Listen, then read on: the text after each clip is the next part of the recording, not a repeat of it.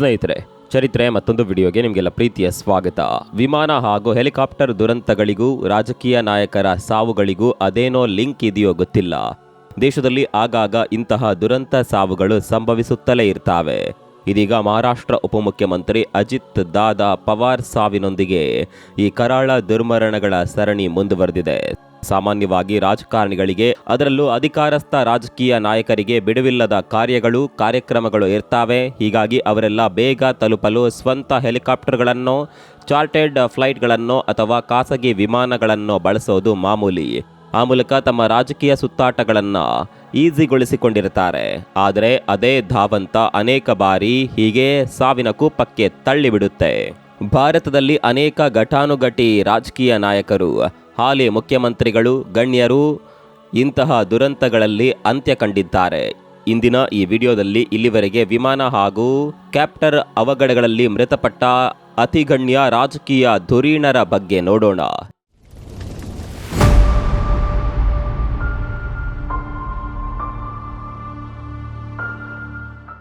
ಸ್ನೇಹಿತರೆ, ವಿದೇಶಗಳಿಗೆ ಹೋಲಿಸಿದರೆ ಭಾರತದಲ್ಲಿ ವೈಮಾನಿಕ ಅವಘಡಗಳಲ್ಲಿ ರಾಜಕೀಯ ನಾಯಕರ ಸಾವು ನೋವು ಅಧಿಕ.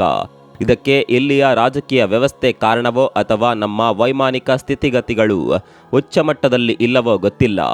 ಒಟ್ನಲ್ಲಿ ಅನೇಕ ಧೀಮಂತ ರಾಜಕೀಯ ಮುಖಂಡರು ಈ ವೈಮಾನಿಕ ಅಪಘಾತಗಳಿಗೆ ಬಲಿಯಾಗಿದ್ದಾರೆ.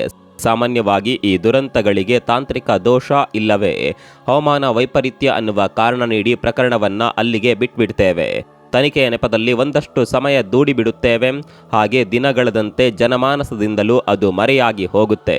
ಇಲ್ಲಿವರೆಗೆ ಅನೇಕ ರಾಜಕೀಯ ನಾಯಕರು ಈ ಅವಘಡಗಳಿಗೆ ಬಲಿಯಾಗಿದ್ದಾರೆ. ಅವುಗಳಲ್ಲಿ ಕೆಲವು ದುರಂತಗಳನ್ನು ಇಲ್ಲಿ ನೋಡೋಣ. ಯುದ್ಧದ ವೇಳೆಯೇ ಬಲಿಯಾದ ಬಲವಂತ್ ರಾಯ್ ಮೆಹ್ತಾ. ಅದು 1965ರ ಸಮಯ. ಭಾರತ ಹಾಗೂ ಪಾಕಿಸ್ತಾನದ ನಡುವೆ ಯುದ್ಧ ನಡೆದಿದ್ದ ಸಂದರ್ಭ. ಈ ವೇಳೆ ಅಂದಿನ ಗುಜರಾತ್ ಮುಖ್ಯಮಂತ್ರಿ ಬಲವಂತ್ ರಾಯ್ ಮೆಹ್ತಾ ವಿಮಾನ ದುರಂತದಲ್ಲಿ ಜೀವ ಕಳೆದುಕೊಂಡರು. ಹಾಗೆ ನೋಡಿದ್ರೆ ಇದೇನು ಅವಘಡವಾಗಿರಲಿಲ್ಲ. ಖುದ್ದು ಪಾಕಿಸ್ತಾನದ ಸೇನೆ ಬಲವಂತ್ ರಾಯ್ ಮೆಹ್ತಾ ಪ್ರಯಾಣಿಸುತ್ತಿದ್ದ ಫ್ಲೈಟ್ ಅನ್ನ ಹೊಡೆದುರುಳಿಸಿತ್ತು. ಭಾರತದ ವಿಚಕ್ಷಣ ವಿಮಾನ ಅಂತ ಪಾಕಿಸ್ತಾನದ ವಾಯುಪಡೆ ತಪ್ಪು ಭಾವಿಸಿತೋ ಅಥವಾ ಉದ್ದೇಶಪೂರ್ವಕವಾಗಿಯೇ ಹೊಡೆದು ಹಾಕಿತೋ, ಒಟ್ಟಿನಲ್ಲಿ ಮೆಹ್ತಾ ಅವರಿದ್ದ ಚಾರ್ಟೆಡ್ ಫ್ಲೈಟ್ ಅನ್ನ ಪಾಕ್ ಏರ್ಫೋರ್ಸ್ ಹೊಡೆದು ಹಾಕಿತ್ತು. ಈ ಘಟನೆಯಲ್ಲಿ ಮೆಹ್ತಾ ಪತ್ನಿ, ಸಿಬ್ಬಂದಿ ಸೇರಿ ಒಟ್ಟು 8 ಜನ ದುರ್ಮರಣಕ್ಕೀಡಾಗಿದ್ದರು. ಬಹುತೇಕ ಭಾರತೀಯ ಇತಿಹಾಸದಲ್ಲಿ ಶತ್ರು ಸೇನೆಯ ವಾಯುದಾಳಿಯಲ್ಲಿ ಮೃತಪಟ್ಟ ಏಕೈಕ ರಾಜಕಾರಣಿ ಹಾಗೂ ಮುಖ್ಯಮಂತ್ರಿ ಮೆಹ್ತಾ ಅವರಾಗಿದ್ದಾರೆ. 1973ರ ದೆಹಲಿ ವಿಮಾನ ದುರಂತದಲ್ಲಿ ಕುಮಾರ ಮಂಗಲಂ ಅಂತ್ಯ. 1973ರ ಮೇ 31ರಂದು ದೆಹಲಿ ವಿಮಾನ ನಿಲ್ದಾಣದಲ್ಲಿ ಲ್ಯಾಂಡಿಂಗ್ ವೇಳೆ ಇಂಡಿಯನ್ ಏರ್ಲೈನ್ಸ್ ವಿಮಾನ ಪತನವಾಗಿತ್ತು. ಹವಾಮಾನ ವೈಪರೀತ್ಯದಿಂದಾಗಿ ಈ ಅವಘಡ ಸಂಭವಿಸಿತ್ತು. ಇನ್ನೇನೋ ವಿಮಾನ ಲ್ಯಾಂಡಿಂಗ್ ಆಗುತ್ತಿದೆ ಎನ್ನುವಾಗ ಹೈ ಟೆನ್ಷನ್ ವೈರ್ ತಾಗಿ ಈ ದುರಂತ ನಡೆದಿತ್ತು. ಘಟನೆಯಲ್ಲಿ ಅಂದಿನ ಕೇಂದ್ರ ಉಕ್ಕು ಖಾತೆ ಸಚಿವ ಮೋಹನ್ ಕುಮಾರ ಮಂಗಲಂ ಸಹಿತ ಸುಮಾರು 48 ಜನರು ದುರ್ಮರಣಕ್ಕೀಡಾಗಿದ್ದರು. ಇದರಲ್ಲಿ ಕುಮಾರ ಮಂಗಲಂ ಸಹಿತ 6 ಜನ ರಾಜಕಾರಣಿಗಳು ಈ ಮಹಾ ಅವಘಡದಲ್ಲಿ ಪ್ರಾಣ ಕಳೆದುಕೊಂಡಿದ್ದರು. ವಿಚಿತ್ರ ಅಂದರೆ ಈ ದುರಂತದಲ್ಲಿ ಕುಮಾರ ಮಂಗಲಂ ಮೃತದೇಹವನ್ನ ಕೂಡ ಪತ್ತೆ ಹಚ್ಚಲು ಕಷ್ಟವಾಗಿತ್ತು. ಅವರು ಧರಿಸಿದ್ದ ಪಾರ್ಕರ್ ಪೆನ್ ಮೂಲಕ ಅವರ ಪಾರ್ಥಿವ ಶರೀರವನ್ನ ಪತ್ತೆ ಹಚ್ಚಲಾಗಿತ್ತು. ವಿಮಾನ ಚಲಾಯಿಸಲು ಹೋಗಿ ದುರ್ಮರಣಕ್ಕೀಡಾಗಿದ್ದ ಸಂಜಯ್ ಗಾಂಧಿ. ಇನ್ನು ಸಂಜಯ್ ಗಾಂಧಿ ಸಾವಿನ ಪ್ರಕರಣ ಅಂದಿನ ಸಮಯದಲ್ಲಿ ಭಾರತದಲ್ಲಿ ಅತಿ ಹೆಚ್ಚು ಸದ್ದು ಮಾಡಿದ್ದ ವಿಮಾನ ದುರಂತ. ಕಾರಣ, ಇದರಲ್ಲಿ ಮೃತಪಟ್ಟವರು ಸಾಮಾನ್ಯ ವ್ಯಕ್ತಿಯಾಗಿರಲಿಲ್ಲ. ಖುದ್ದು ಪ್ರಧಾನಿ ಇಂದಿರಾ ಗಾಂಧಿ ಅವರ ಕಿರಿಯ ಪುತ್ರ ಸಂಜಯ್ ಗಾಂಧಿ ಆಗಿದ್ದರು. ನವದೆಹಲಿಯ ರಾಜಧಾನಿ ವ್ಯಾಪ್ತಿಯಲ್ಲೇ ಈ ದುರಂತ ಸಂಭವಿಸಿತ್ತು. ಜೂನ್ 23, 1980ರ ಬೆಳಗಿನ ಜಾವ 8 ಗಂಟೆಯ ಸಮಯದಲ್ಲಿ ಸಫ್ದರ್ಜಂಗ್ ಏರ್ಪೋರ್ಟ್ನಿಂದ ಈ ಸಣ್ಣ ಫ್ಲೈಟ್ ಟೇಕ್ ಆಫ್ ಆಗಿತ್ತು. ಪ್ಲೇನ್ಗಳ ಬಗ್ಗೆ ಅತೀವ ಕ್ರೇಜ್ ಹೊಂದಿದ್ದ ಸಂಜಯ್ ಗಾಂಧಿ ಫ್ಲೈಟ್ ಜೆಟ್ಟನ್ನು ಏರೋಬ್ಯಾಟಿಕ್ ಮಾಡುವ ಸಂದರ್ಭದಲ್ಲಿ ನಿಯಂತ್ರಣ ಕಳೆದುಕೊಂಡರು. ಹೀಗಾಗಿ ಜೆಟ್ ಅತ್ಯಂತ ಭೀಕರವಾಗಿ ಪತನವಾಗಿತ್ತು. ಅವರು ದುರಂತದಲ್ಲಿ ಮೃತಪಟ್ಟಾಗ ಅವರ ವಯಸ್ಸು ಕೇವಲ 33. ಅಣ್ಣ ರಾಜೀವ್ ಗಾಂಧಿಯಂತೆ ಸಂಜಯ್ ಗಾಂಧಿ ಕೂಡ ಪೈಲಟ್ ಟ್ರೈನಿಂಗ್ ಪಡೆದುಕೊಂಡಿದ್ರು. ಆದರೆ ರಾಜೀವ್ರಂತೆ ಸೂಕ್ಷ್ಮ ವ್ಯಕ್ತಿತ್ವ ಹೊಂದಿದವರಾಗಿರಲಿಲ್ಲ. ಸಾಹಸಿ ಪ್ರವೃತ್ತಿಯವರಾಗಿದ್ದರು. ಇದೇ ಅವರ ಸಾವಿಗೂ ಕಾರಣವಾಗಿತ್ತು. ಒಂದು ವೇಳೆ ಸಂಜಯ್ ಗಾಂಧಿ ಬದುಕಿದ್ರೆ ರಾಜೀವ್ ಗಾಂಧಿ ರಾಜಕೀಯಕ್ಕೆ ಎಂಟ್ರಿ ಕೊಡ್ತಾನೆ ಇರಲಿಲ್ವೇನೋ. ಹಾಗಿದ್ದವರು ಸಂಜಯ್ ಗಾಂಧಿ. ಆದರೆ ವಿಧಿ ಅವರ ಬದುಕಿನಲ್ಲಿ ಆಟ ಆಡಿತ್ತು. ಆಗಸದಲ್ಲೇ ಅಂತ್ಯ ಕಂಡ ರಾಜ್ಯಪಾಲ.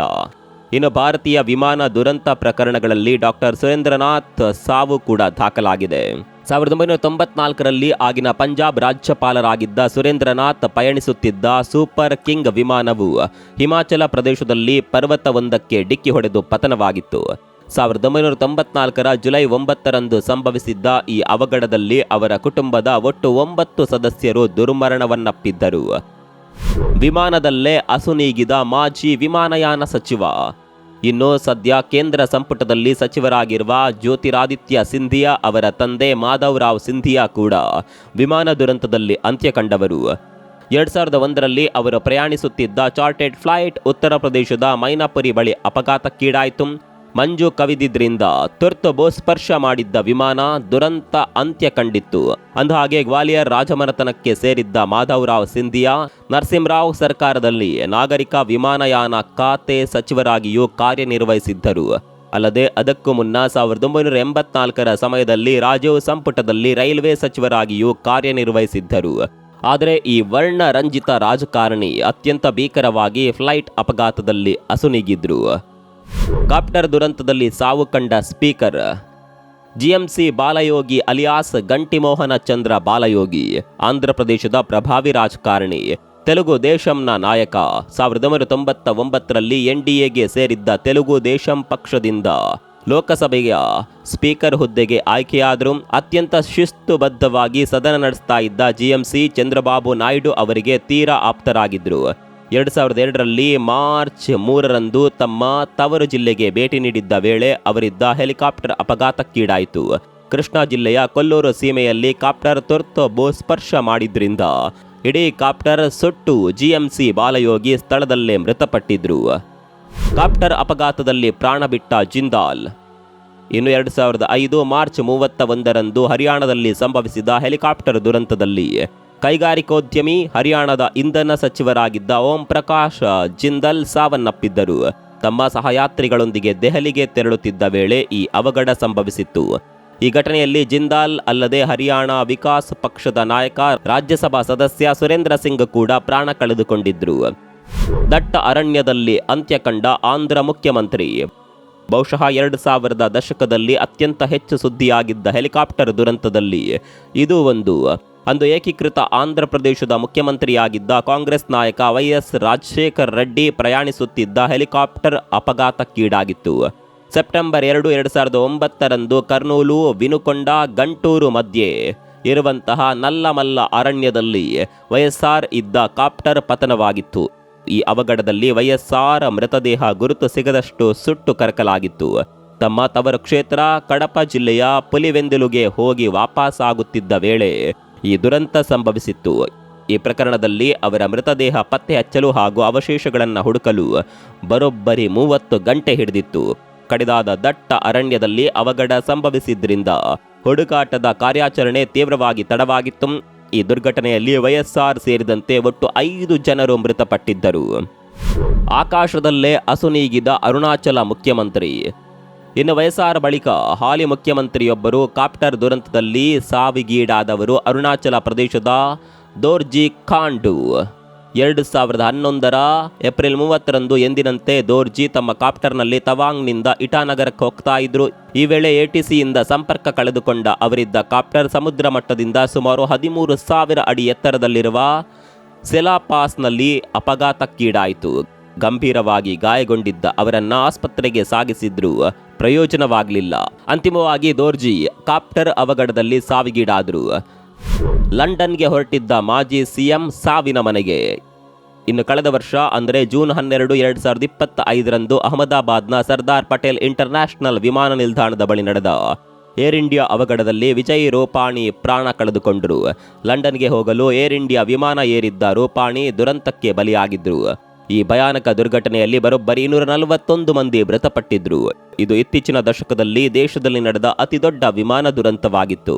ಟೇಕಾಫ್ ಆದ ಕೆಲವೇ ನಿಮಿಷಗಳಲ್ಲಿ ಹಾಸ್ಟೆಲ್ ಒಂದರ ಮೇಲೆ ಬಿದ್ದಿದ್ದ ಈ ವಿಮಾನ ಅನೇಕ ವೈದ್ಯ ವಿದ್ಯಾರ್ಥಿಗಳ ಜೀವವನ್ನೇ ತೆಗೆದಿತ್ತು. ವಿಜಯ್ ರೂಪಾನಿ ಮಗಳನ್ನ ಕಾಣಲು ಹೋಗಿ ದಾರುಣ ಸಾವು ಕಾಣುವಂತಾಯಿತು.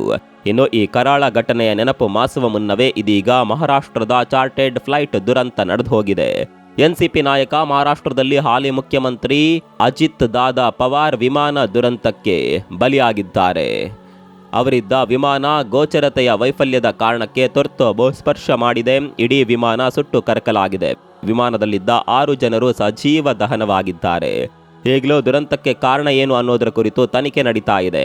ಮತ್ತೊಂದು ಕಡೆ ರಾಜಕೀಯ ಅನುಮಾನಗಳು ಕೂಡ ವ್ಯಕ್ತವಾಗ್ತಾ ಇದೆ. ಸ್ನೇಹಿತರೆ, ಸ್ವಾತಂತ್ರ್ಯೋತ್ತರ ಭಾರತದಲ್ಲಿ ಅಷ್ಟೇ ಅಲ್ಲದೆ ಸ್ವಾತಂತ್ರ್ಯ ಪೂರ್ವದಲ್ಲಿ ನಮ್ಮ ರಾಷ್ಟ್ರ ಚೇತನ ಅಪ್ರತಿಮ ದೇಶಭಕ್ತ ನೇತಾಜಿ ಸುಭಾಷ್ ಚಂದ್ರ ಬೋಸ್ ಸಹ ವಿದೇಶದಲ್ಲಿ ನಡೆದ ವಿಮಾನ ಅವಘಡದಲ್ಲಿ ಮೃತಪಟ್ಟರು ಅಂತ ಹೇಳಲಾಗುತ್ತೆ. ಇದಲ್ಲದೆ ಅಣುವಿಜ್ಞಾನಿ ಪಿತಾಮಹ ಹೋಮಿ ಜಹಂಗೀರ್ ಬಾಬಾ ಸ್ವಿಸ್ನಲ್ಲಿ ಏರ್ ಇಂಡಿಯಾ ದುರಂತದಲ್ಲಿ ಸಾವನ್ನಪ್ಪಿದ್ರು.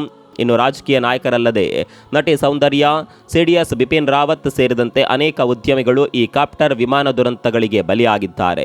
ಇನ್ನು ಪೃಥ್ವಿರಾಜ್ ಚವ್ಹಾಣ್, ಪ್ರಫುಲ್ ಪಟೇಲ್, ಫಡ್ನವೀಸ್, ರಾಜನಾಥ್ ಸಿಂಗ್ ಸಹಿತ ಹಲವು ಅಧಿಕಾರಸ್ಥ ರಾಜಕಾರಣಿಗಳು ಕೂದಲೆಳೆಯ ಅಂತರದಲ್ಲಿ ಇಂತಹ ದುರಂತಗಳಿಂದ ಬಚಾವಾಗಿದ್ದಾರೆ. ಒಟ್ನಲ್ಲಿ ಹಲವು ಮುನ್ನೆಚ್ಚರಿಕೆ, ಬಲಿಷ್ಠ ತಾಂತ್ರಿಕತೆಯ ಹೊರತಾಗಿಯೂ ವಿಮಾನ ಹಾಗೂ ಕಾಪ್ಟರ್ ದುರಂತಗಳು ನಡೆಯುತ್ತಿರೋದು ವಿಪರ್ಯಾಸ. ಈ ನಿಟ್ಟಿನಲ್ಲಿ ಮತ್ತಷ್ಟು ಜಾಗೃತೆ ವಹಿಸಬೇಕಾದ ಅಗತ್ಯವಿದೆ.